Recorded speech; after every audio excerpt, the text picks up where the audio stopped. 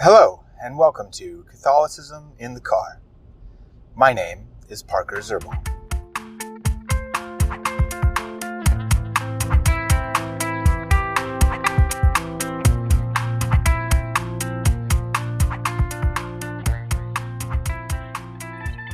Okay, this morning I talked about, I further expounded upon the crisis for and the need, the crisis of and the need for catechesis within the Catholic Church.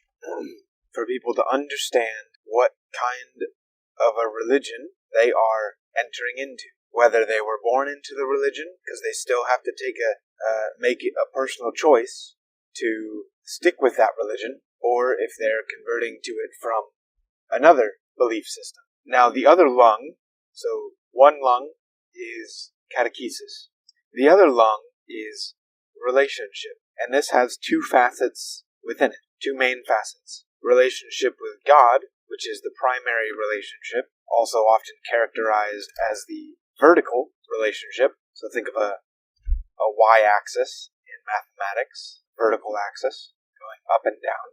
And then you have the relationship with mankind, individual human beings. This is often described as the horizontal relationship, the x-axis, the left to right, right to left, side by side relationship.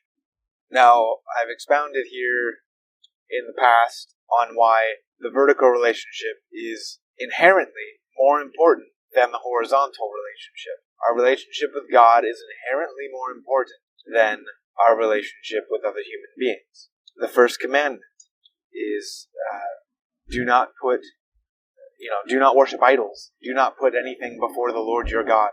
So, with this divine relationship, this divine and human relationship that goes on between us and the divine, between us and God, we've talked about in the past the stages of the spiritual life. How one goes from the purgative stage, which is mostly getting rid of mortal sin and building that prayer life, building the basics of that attachment to God. Then one goes through the dark night of the senses, which purifies the person of any sensual attachments to God, to any sensual consolations that they might receive in prayer. And then they enter upon the illuminative stage, which is where God, the primary mark of this stage is when God infuses prayer within the person. This is often kind of climaxed, you could say, with the gift of infused knowledge. When the person begins to receive knowledge directly from God, in a certain sense. Then, once one is duly progressed within the illuminative stage, one has deepened their relationship to a certain degree, the Lord will bring the person into what is called the dark night of the soul, which is a whole nother type of purification. So, the dark night of the senses was about purifying the person of sense attachments to God. The dark night of the soul is about taking away attachments that the person may have to God in really any unhealthy sense, whether that be sensual consolations, or whether it be the more intellectual or purely spiritual consolations that the person may receive. This dark night of the soul is a purification from those, so that one is, by the time one has been duly purified through this dark night, one can say that they are basically free from all attachments that would further them from it's basically taking away everything that is not God.